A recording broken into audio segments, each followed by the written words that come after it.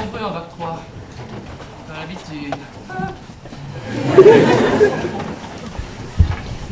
Aujourd'hui, nous allons reprendre le cours sur la partie du comportement réflexe exprimant un sentiment de joie. Plus communément appelé le... Pardon, excusez-moi, je suis un peu jet-lagué. Où en étais-je? Bonjour Marielle. Ne t'inquiète pas, le cours ne fait que commencer. Je t'en prie, installe-toi. Alors, pour Freud, le rire est un moyen d'atteindre une autre dimension de soi. De satisfaire une notion de plaisir. D'ailleurs, ça me rappelle une patiente que j'ai reçue hier, Catherine, 47 ans, dépressive. C'est une femme qui ne sait pas rire. Je me souviens, elle me disait que ses parents étaient morts très jeunes, elle ne les a jamais connus. Elle a eu beaucoup de problèmes durant son parcours scolaire, mais elle avait fini par trouver l'amour. Par la suite, elle a fait une fausse couche et quelques années plus tard, son mari la quitte pour sa meilleure amie. Vous voyez le topo, quoi, elle a quand même pas eu de chance. En parallèle avec votre cours sur la relation patient-médecin, je voulais ajouter que le rire est un moyen d'aller vers l'autre. Il crée un lien social. Ah ben il y a un bug. Bon.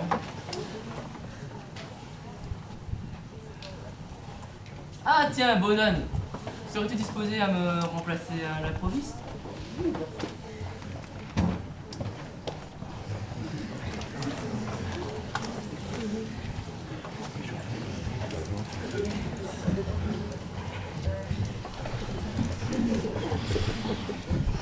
Alors, bonjour, je ne me présente plus, nous sommes déjà vus au premier quadri.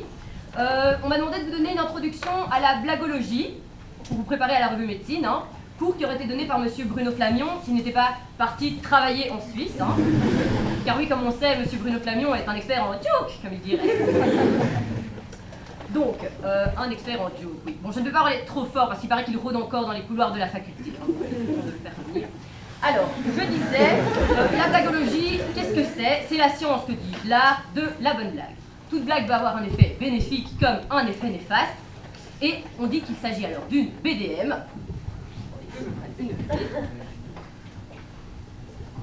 Je disais donc une BDM. Blague de merde. Comme disait un certain grec, tout est une question de dose. Manifestement, ce grec-ci n'a pas su doser. On a tous déjà vécu ça. Une série de BDM enchaînés peut vite empoisonner l'ambiance d'une soirée. Illustrons ceci par plusieurs exemples. Bon, je vous préviens, il s'agit de BDM de qualité, donc préparez-vous. Premier exemple. Une femme mécontente retourne chez le chirurgien qui l'a opérée. Docteur, je vous ai demandé des seins en poire, pas en compote. Comme on peut le voir, le public est-il là? Deuxième exemple. Docteur, je suis inquiet, vous n'avez pas le même diagnostic que votre confrère. Oui, je sais, mais ne vous inquiétez pas. L'autopsie prouvera que j'avais raison. Troisième exemple, ne vous inquiétez pas, le supplice est bientôt fini. Docteur, je deviens tellement sourde que je ne m'entends même plus péter. Je vois, prenez ceci, ça ira mieux. Quoi, j'entendrai mieux? Non, mais vous péterez plus fort. Je vois qu'il y a des amateurs de BDM dans l'assemblée. Donc, si je fais une coupe d'Ostend, je compare une BDM avec les blagues de la revue médecine, ici nous avons la marge humoristique. Alors, la BDM, ça part, on a envie de rigoler, on y croit, et puis plateau, et puis flop. On a clairement perdu notre temps, ça a servi à rien. Alors, la marge humoristique de la revue médecine, là, c'est monté en flèche, et puis c'est le délire, la foule de elle arrache ses vêtements et c'est comme ça jusqu'au bout. Nous pouvons également calculer la blagodisponibilité d'une blague. Venez m'aider, une prof est tombée, elle a fait un... Elle est pas bien, venez m'aider, elle est tombée, venez m'aider. J'arrive.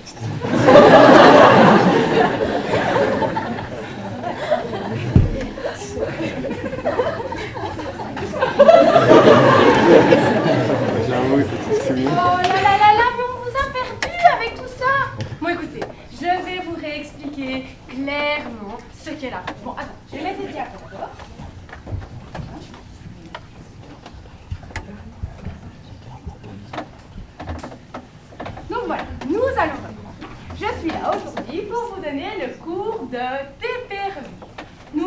déjà eu 2 séances là-dessus, donc je vais rapidement vous faire un petit débrief. Martin, j'ai pas de pointeur, tu veux bien s'il te plaît chercher les diables? Allez. Bon, je vais d'abord vous rappeler quelque chose de très important qui vous suivra dans toutes vos études, toujours être méthodique. Donc voilà, on réfléchit. Dans notre petite tête, on ouvre le tiroir TP Revue. Et là-dedans, qu'est-ce qu'on y a? Eh bien, nous avons d'abord vu, qu'est-ce que la revue au fond? Eh bien, malheureusement, je ne peux pas vous décrire en quelques phrases qu'est-ce que la revue. C'est tellement quelque chose de beau, de grand, que je ne peux malheureusement pas vous résumer ça. Donc, venez à la revue et vous aurez toutes les informations. Ensuite, nous avons vu, eh bien, qui dirige cette grande entreprise devant nous? Eh bien, nous avons une présidente, Romain, et nous avons un vice-président, Guillaume. Donc voilà, là, vous voyez de très belles photos des deux. Enfin, au dernier cours, nous avons vu qui participe à la revue. Eh bien, c'est vous tous, enfin, c'est nous. Ce sont tous les étudiants de la faculté de médecine, aussi bien les étudiants en médecine, en pharma et en biomède. Martin! Martin! Oh, un peu d'énergie, s'il te plaît, c'est mou. Mais écoutez, je commence à vous perdre avec tout ça. Donc, on va rentrer dans le vif du sujet du cours d'aujourd'hui. Quel est notre but? Eh bien, notre but est de vous faire rire. Mais oui, on vous demande d'étudier, on vous demande d'aller en cours, mais personne ne pense à vous faire rire. Eh bien, si, viens-nous. Bon, mais d'abord, on va vous expliquer qu'est-ce que le rire.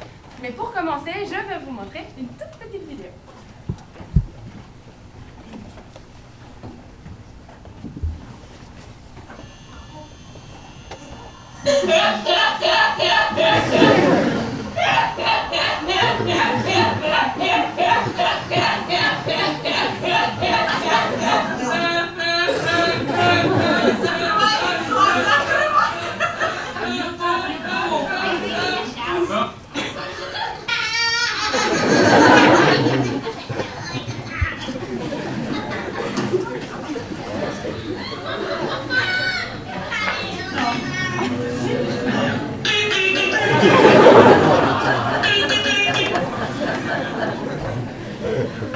Donc voilà, je vous ai montré quelques exemples, certes extrêmes, mais voilà, quand vous viendrez à la revue, c'est ça que vous ferez, vous allez rire. Donc voilà, maintenant nous allons arriver vraiment à la partie histologique de ce cours. Nous allons analyser une coupe d'une femme qui rit. Comme on dit, femme qui rit à moitié dans ton lit. Ah, il y a des filles qui ont rigolé.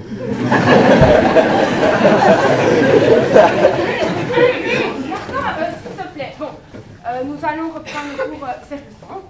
Donc voilà, nous allons analyser une coupe d'une femme qui rit. Donc nous allons ensemble repérer les critères qui vous font dire que c'est une femme qui rit. Eh bien, commençons par le premier critère.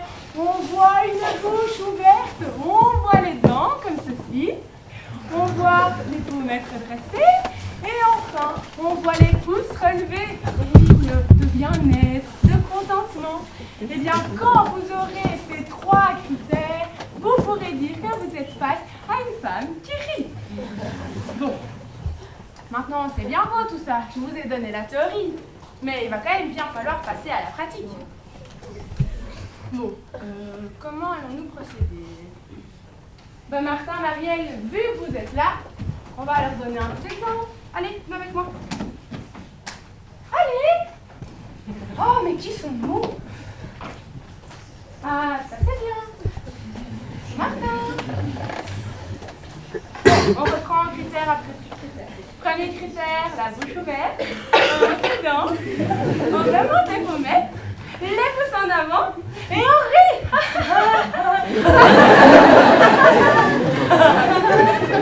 Alors, ils sont doués d'un prof, hein? Bon, maintenant, c'est à vous. Donc bon, critère après critère.